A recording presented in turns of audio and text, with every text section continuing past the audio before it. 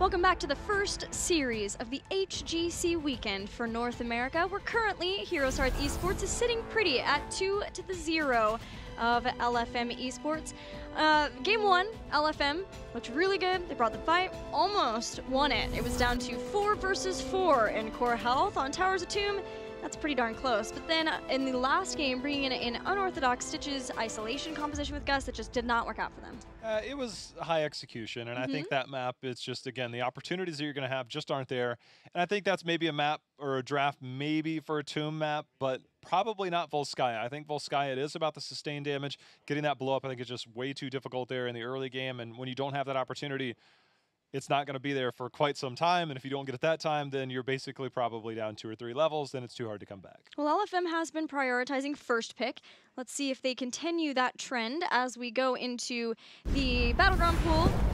No, they switch it up. So they switch into getting the map choice. They're going to take us to Sky Temple, an old LFM classic, J-How. Yeah, it's their most successful Battleground in Phase 1. Obviously, 2 new members on this team, but it was the only map that they had a winning record on, and I believe they were able to take a game off of HeroesHearth earlier in the year on this very map. So it is something they know how to play. It's something, again, early game strategies have not been a problem for this team. It's a matter of mid-game strategies, late-game strategies, and comeback strategies, because sometimes those are difficult, as we saw last game. So imagine we'll see a different draft, maybe a little bit of Dahaka this game. We saw a first ban on Dahaka previously. Maybe we'll see it again here. Yeah, I'm wondering if the change-up in bans that we saw between Towers of Doom and Volskaya, we see, again, Mayhem. And back to more of those globals, Abathur and Dahaka ban. Maybe not necessarily Abathur. What do you think? Do you think it's warranted on Sky too? Maybe. We saw the Abathur ban on Towers. Towers and Sky, they function similarly, but very, very different. And I think that that's something, when you look at a team like HeroesHearth, you know they've got Abathur strategies for days, whether it's Arthalon on Abathur, which you can play a little bit more standard Abathur compositions, or you can play support Abathur, and that's something that we've seen springing up more and more. And the map that it kind of originated on was Sky Temple over in EU. It became a lot more relevant there. And even as recently as last week, we saw Valera Abathur, and that was something we saw spring up in Midseason Brawl. I think that is something that you always got to be cognizant of and fear that that could exist. Curious, though.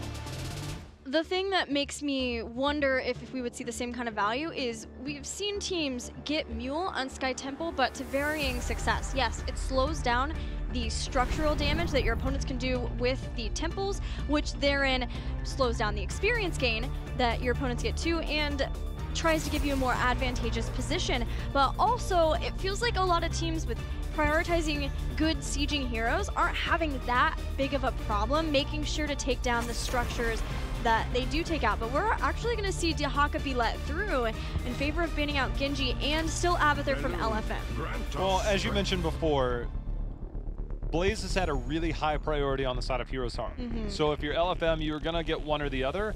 MALFURION, obviously a very strong first pick. We know that it pairs well with the Jaina that they like to run. We can also consider that there might be a Tracer potentially coming in this draft as well. This is a map where Tracer does work really well. There's not a lot of tight corridors, which means that you can zip around, blink around, dash around, do whatever you want as a Tracer. A little bit easier to pull off here, so we'll see if that does come into play, but definitely no solo Abathur this game.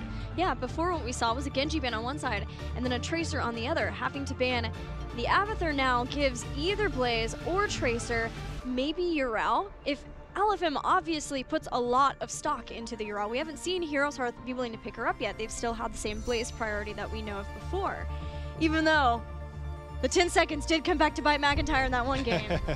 Well, the one thing about Dahaka, Blaze, and Urel is that they all do not suffer against pulse bombs. Dahaka can go underground, Blaze has a bunker, although that can work for multiple members, and Urel has Ardent Defender, which you can heal up off of that. So that is something that you can play around. Dahaka is going to be picked up, but it's going to be the Phoenix this go-round. And Phoenix can warp out of pulse bombs too.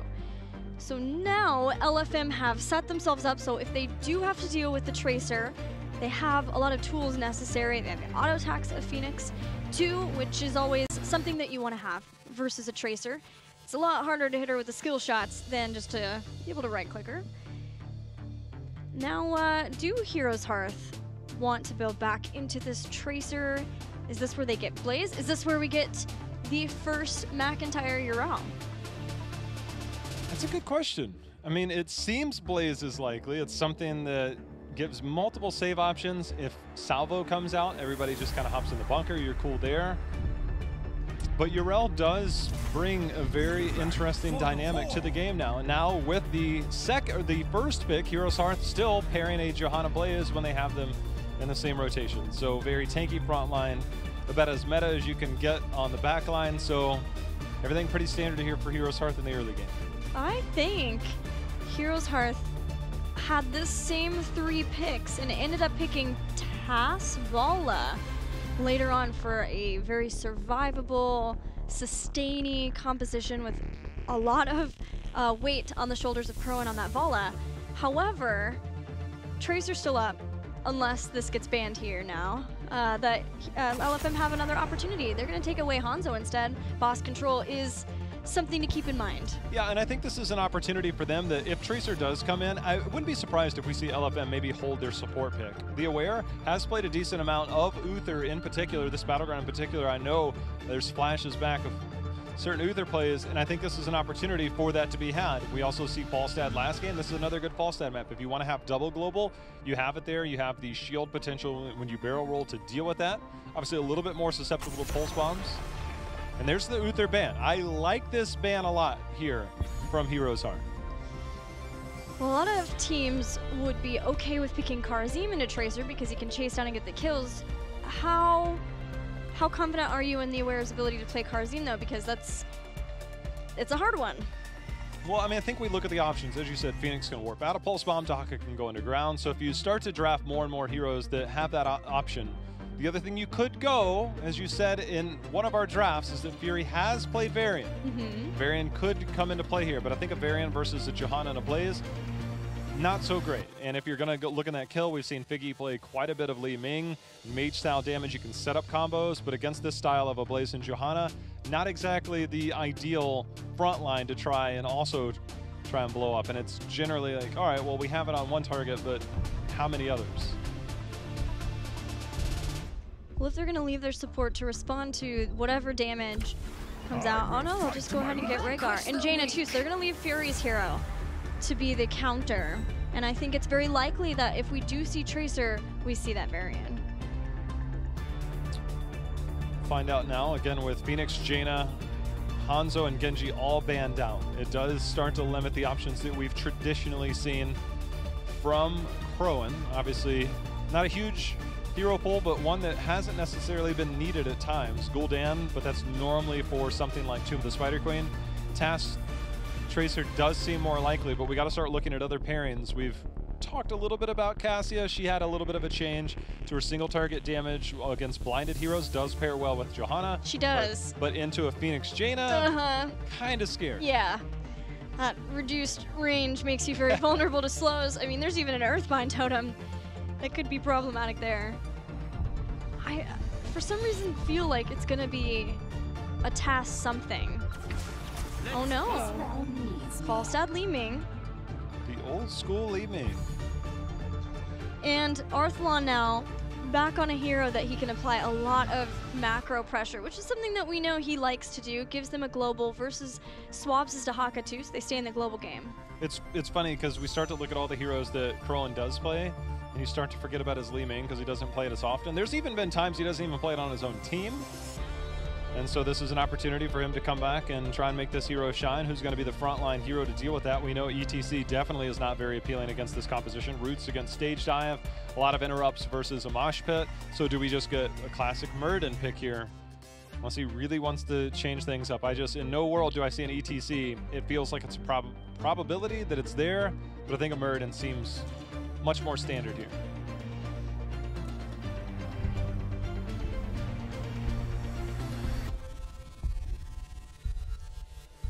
It is a pickle. Yes. Ready for action. You don't need a ton of playmaking potential with this composition. You have Swabs to come in for the flank, play the global, Falstad to match it on the other side. And so he can come in to make the plays on the backside, hit that isolation potentially on a Malfurion, lock down some of that, maybe even Blaze to take Bunker out of the equation. MURADIN obviously can get the stuns on the front line, has a pretty tanky health pool, very, very tanky post 13 when he gets healing static. Probably not going to see Playmaker, but always something to consider. I think MURADIN will have an easier time than the first game. There's no Stukov to root him. There's no silence to keep him from using Avatar, from getting value out of healing static. But there are still ways of interrupting him and stopping him out of Dwarf Toss. And Fury just might take the Fury very aggressive role and Dwarf Toss in anyway to look for the Stormbolt and set up his team. In which case, don't have to worry about Dwarf Toss getting interrupted if you used it to start. But I think that there still could be a problem for him, especially Falstad having Giant Killer as a possibility at 13 and a lot of damage. Fury will have his work cut out for him, but probably likely a very different game for him than the first game. Rhaegar full-on cleanse, not nature's cure. So even if there was a silence, at least you can walk out of that one a little bit easier, but that's not going to be here. HeroesHearth, though, Gilly, finds themselves up 2-0 after a highly contested first game. Made pretty easy work of LFM in the second. I think, as we heard from Ishbu during the interview in the lead up to this game, said that they have aspirations to be at the top of NA, and if they want to be there, they need a 3-0 or 3-1 LFM. They're going to have their opportunity now. Everyone talks about how important consistency is for a team. You can come in, you can win a match, like Simplicity versus Endemic, but it's can you continue to win from week to week? That's what sets the top of the standings apart from the rest. We've got some change-ups and builds that I want to discuss as LFM gets ready to invade the eye, looking for that aggression. We saw Rising Storm, the last Rhaegar game, now getting Electric Charge to have an increased radius for Lightning Shield. Stormcaller at level 4 gives you higher possible mana back, so we'll see how much we build into, or Aware builds into the Lightning Shield, but also Gathering Storm, J-How. Yeah, Gathering Storm is one that if you hit heroes, it's going to stack that up. It's not exactly the old, this was much stronger back in the day, but one of the recent changes is that whenever you hit a hero, you get mana back. So if you're going to go into more of a mage stat build, which we're going to see here, then it does give you an opportunity. That's why you see Arthlon, he puts it out. It counts both when it goes out and comes in. Fury, nice Dwarf Toss over to try and get the body blocks. There's going to be the drag. There's going to be first blood. Nice play there by LFM, but for Arthlon, it's going to be important to make sure and land those on multiple targets. And now I wonder, you mentioned Giant Killer, which still does have quite a bit of impact, but is this going to be appealing enough to go into that cooldown reduction at 13? Yeah. I think for sure Flow Rider, now that we've seen Gathering Storm. And with the large amount of damage that that can do and the long range of it too, maybe more of a focus toward the backline of LFM, or if a Rhaegar, if the Aware gets a little bit too aggressive, jumping in with a Feral Lunge. Giants claimed by HeroesHearth Esports, focus there. LFM changing things up from the normal way that we see the mercenary rotation go prior to the first temple phase, getting their bruisers early. Let's see if they can get some damage done in that top lane and then maybe combo that with the top temple. Yeah, I think one of the problems that we've seen is that you do get an early advantage here, but it requires you to a significant amount. I think the one thing in favor of LFM is the fact that wave clear, Falstad and Li Ming is not that great at clearing camps such as this. Their AoE damage, not that great. Li Ming trying to throw spells into that spell aura.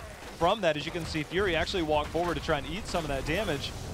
This keeps it alive, but what we've seen in return is teams start to make a concerted effort to stall theirs and then push in that top lane afterwards the minute LFM rotates down, and then all of a sudden it goes from just getting a fort wall to an entire fort with that temple. Well, the front wall is all but down as HeroesHearth can back off and get their own bruiser camp. Eye controlled by LFM lets them set up the rotations between the temples and choose where they want to make their stand faster, which is why we see Ishbu go forward and trade that out. We're going to see that continue throughout this next temple phase. Now remember, LFM, they have the global, and because they got their bruisers first, they have the giants that can push along with that Dahaka in the bottom. So if they can forego a team fight, then they can get a lot of damage done with that. It's just if HeroesHearth can force Dahaka to come up. This is a very good rotation. We'll see Blaze should respond to that bottom at least initially, and as you said, see if LFM can make use of that Dahaka. But again, the bigger concern is going to be this wave here, as the temple has already helped from that earlier damage, has taken down the entire wall. Good return damage, keeping Jaina here in the top lane. Very, very good for LFM as they now mitigate some of this damage. The fort still going to be under siege, but you can see the clear advantages towards getting one versus the other. Yeah, LFM didn't bring Dahaka up. The soaking was more important for them, even though they did force HeroesHearth to keep Blaze down in the bottom. Rhaegar's just been on the mid-temple, though. So this is a flat trade in the temple, so because of the siege that HeroesHearth had done, they almost take down the fort in the top. It should be able to step forward, throw out some skill shots, and take it out. Again, that's the difference about getting an early night camp versus not getting an early night camp. But we've got Dahaka coming in for the brush talk. Fury putting damage onto BBJ, as is Droplets almost getting the takedown. Well's going to be tapped. BBJ makes it out alive, but the advantage clearly in favor of HeroesHearth in terms of initial XP and where we're at. Again, structurally, it's going to be fairly even if you look at the total health bars, but taking that fort down, I think it's definitely something that teams have to be very weary of if they want to get that early night. Yeah, I'm a little bit surprised. It may have just been how long it took to clear out that bruiser camp for LFM, but surprised that they didn't try to fight harder for that top temple, given the fact that they're the ones with the Dahaka. Now, instead of the Dahaka being able to siege in that top and the top four, and granted there is a global having Arthalon for HeroesHearth, but not being able to try to siege that down during the next phase when everyone's in the bottom. And this gives HeroesHearth more of a lead in experience, though LFM are trying to do something about it. Body blocks for Fury really good, but it's Ishbu, and that is a hard target to take down, J-How. Yeah, I think a lot of it looks like they wanted to stay in that, but Droplets ate a massive combo from Li Ming, took the shield off, what was remaining of the shield, and a little bit of that health, and like, look, we can't stay in the fight. But Fury looking for another. Roots go down again. Fury just barely able to get out. And that changes post-10. Twilight Dream is the silence, if BBJ wants to go that route. I want to point out Blessed Shield. I want to point out something Fury actually just did. If you're a MURADIN player, one of the best things you can do, wait for that third wind to kick in before you tap well. You want to make sure and get value out of that. We see sometimes people just, oh, well, I'm low health, I go tap the well. Wait for the third wind or the second wind if you didn't go the talent. Wait for that to kick in, then tap well. You could see his health bar went almost all the way up to full just off that. Knowing that definitely gives him an advantage. Temple activating in just a few seconds, but with HeroesHearth so close to 10, LFM can't afford to be caught there without heroic abilities. They are down 2 games in this series, and that would be a place where all of a sudden this game gets blown wide open in HeroesHearth's favor. So they're going to go and get their camp in the top, getting the bruisers with the Dahaka, and then even working on their giants too, and then expect things to change up once they get heroic abilities and get back in the action. Here we are. I'm guessing we're going to get Avatar, but we are sitting on that heroic, and whether we get Haymaker, we're about to find out. Fury goes in, bullies Johanna off the point, see if we get the re-engage. Dahaka, again, still pushing that top. You can actually see just on the mini-map, Falstad forced to respond there. And now, if a fight does break out, look for Dahaka to come in. But with Li Ming and MALFURION mid, it looks like HeroesHearth willing to forgo the rest of this temple. They're going to play this out. They know they have an advantage structurally, which is a big advantage when you're talking about Sky Temple, but because some damage was done to the front towers, this is a game much like the first game between these two teams, a lot closer. Good recovery from LFM despite losing that top fort so early on. The MURADIN little as he met Johanna coming through the bush. There's going to be another Stormbolt landing. Sitting at 12 stacks, 13 away before he gets the pierce on that for even more control. But camp now being picked up here by HeroesHearth, trying to get a little bit of map control of their own. Top and bottom temple, no boss attempted yet. We don't have really any crazy boss clear. I think 13 Icy Veins Jaina is probably going to be your best bet. So I don't think we're going to see any sneaky kind of backdoor boss attempts anytime soon until the damage starts to really ramp up. I was a little bit surprised to see Ring of Frost for LFM. It combos really well with Purification Salvo because you have the slow after the fact, and anyone who crosses that ring that persists on the ground. But with a Gust, the Twilight Dream, and with Bunker, I think HeroesHearth should be able to avoid all that. It just depends if LFM maybe can funnel some of HeroesHearth into a choke so that they do hit a lot of targets from that, because this is a team that can sort of spread out. Yeah, I agree with you. We'll see if they do have that opportunity there as the fort under assault. Just barely surviving. Fury going in. Here comes the isolation. That's going to be used. Gust for the disengage. There's going to be the bunker. Do we get the ring? Yeah, if he can step forward There's going to be the ring. Droplets moves forward too, doesn't use the Purification Salvo, now drops it, and they do take down Johanna. LFM Esports lose their fort, but they get a kill. Swabs managed to get another drag onto that. That worked out really well. Dahaka, he's going to go ahead and Hearth back, deal with that camp that will be pushing at the top. Temple's active with no Johanna here, no bunker available, no Gust available. LFM is going to try their hand, see if they can get here. Dahaka ended up, I believe, canceling that, recognizing he did not have another Brush Stalker to make it back for the boss, so heads up call there to delay that just momentarily. Swabs is a beast on Dahaka, and he is such a good player. The isolation that forced the bunker, trying to make sure that HeroesHearth could stay alive, that was earlier on, and then LFM could come in with the combo. That was well done. Not to mention the drag that you said ended up sealing the deal. Now LFM finds a moment, has hit their stride in this game. They take out the first fort and are using the temple that is still in this bottom lane. However, HeroesHearth Esports, they quickly move Falstad up in the top so that they can still get some temple damage, and because of this, they're still massively ahead structurally. Yeah, Johanna just playing the anchor position. They have the eye, which gives them vision, but Johanna also creates any type of dismount or advantage in that area. And you can see the temple's finally starting to take down the forts on the side of HeroesHearth, but as you mentioned, the keep damage or keep wall damage, and I believe it is working in towards the keep, maybe the keep wall at this point, does start to stretch that structural lead in favor of HeroesHearth. It does, but that got a lot of the forts down, a lot more than even maybe I realized about between the early damage that LFM did with their bruisers in the top lane and the control that they've had over the lanes, getting out all of the forts between the boss and that temple has helped LFM significantly in this game. This is their battleground choice. It's awesome to see that despite having bringing in Droplets and Fury, that they still feel comfortable here, that this is still a place where they can make plays and maybe even take games off of a team as formidable as HeroesHearth.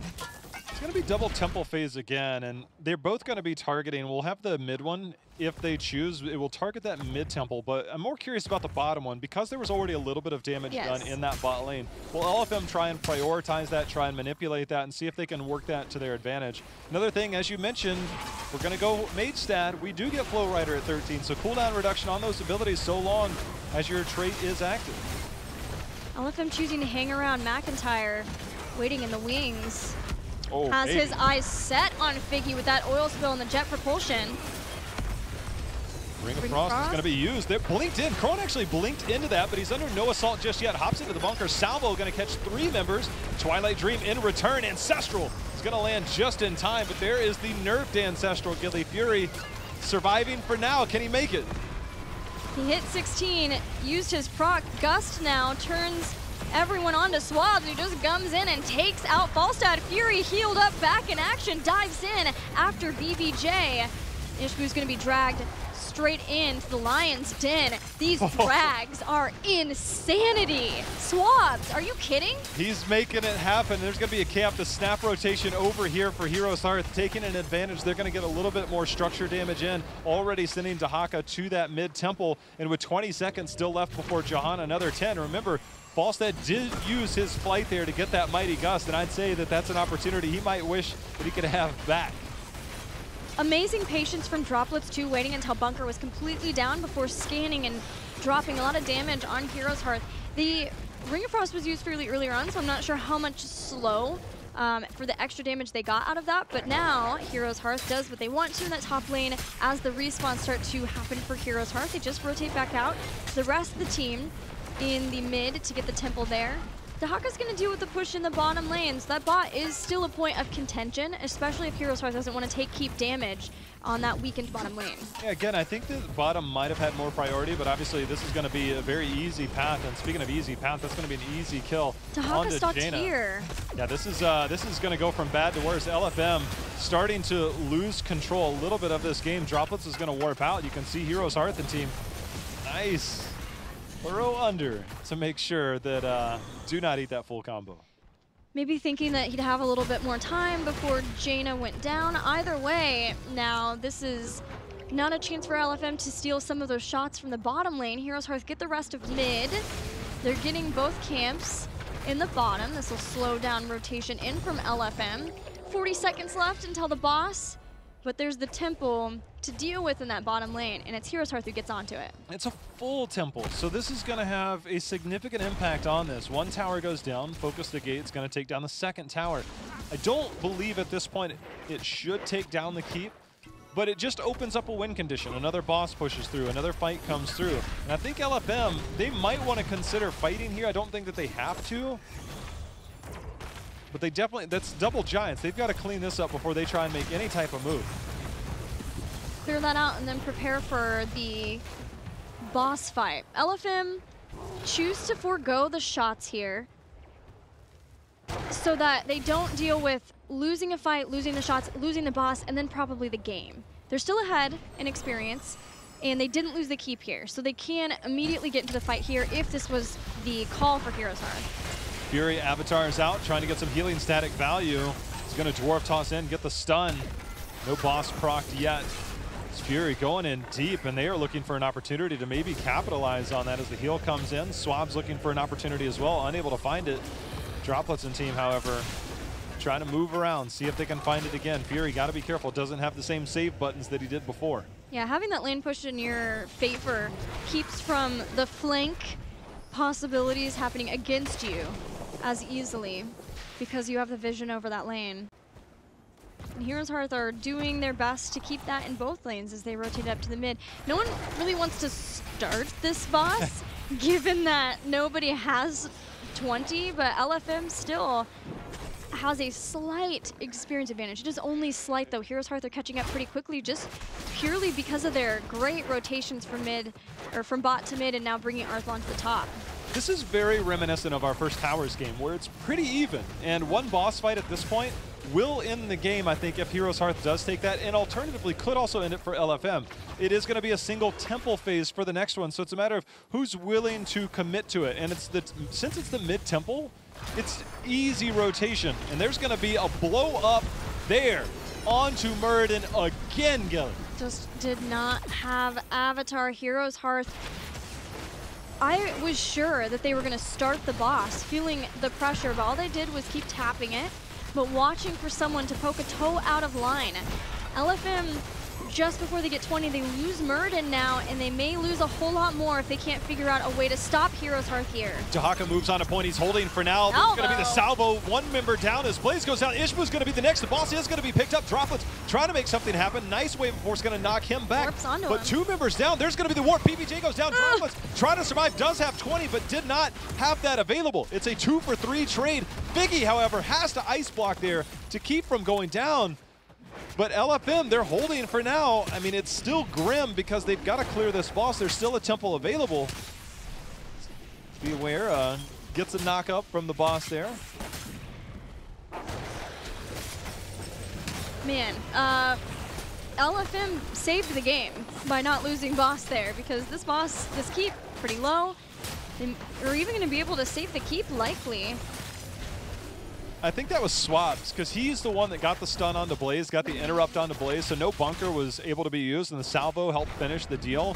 So again, Swabs on that Dahaka is such a playmaker. And no, HeroesHearth, they didn't even attempt to go for that temple because they didn't necessarily have the same amount of eyes, and Arthlon, he finished it, and LFM takes that camp. I can't believe that was just so good, because we talked about the shot calling and why they gave up that temple, and then to lose Fury there when they were just about to get 20, that was just the one thing that you had going for you all of a sudden taken away. And yet 4v5, they defend, they don't get the boss, but they defend in such a manner that they clear that out, and they're the ones who get a keep down instead of HeroesHearth Esports. That bot keep is so low that if HeroesHearth wins a decisive team fight, they can just march through that on the way to core. But even still, LFM keeps hanging on in this game. They're coming in. Dahaka's coming in. See if he can land the contagion. Swab's going to sidestep the stun. He's looking for an opportunity. Nice wave of force. The repulsion getting valuable space. There's going to be the bunker to help deal with that salvo as that goes in. Ring of Frost going to lock down two members, but the continuous winds find a little bit of space. Especially because Arthlon was in the back of that Ring of Frost, needed to use Wind Tunnel just to buy some space for the team to back off. Temple done, but keep is gone in the mid for HeroesHearth. Nice push with the Giants too from LFM. The Giants that they stole when Arthlon was trying to get both of the camps ended up keeping eyes on that bottom lane too, so that nobody could sneakily try to go in as easily and be able to take out that keep. I mean, no boss for several minutes. I am watching that mini-map, seeing where those temples are going to spawn. So it's double temple. Neither one of those, if one of them does not end the game, like one temple at this point does not end the game. It takes down keeps, but it does not end the game. So depending on how teams approach this, one team fight in this game is over in either direction. It has to be 2 to 3 members go down on one side, none on the other, and then it's a pretty easy end. Anything else, you know, we'll approach it when we get there. You can see trying to make sure that they don't lose bot keep is LFM.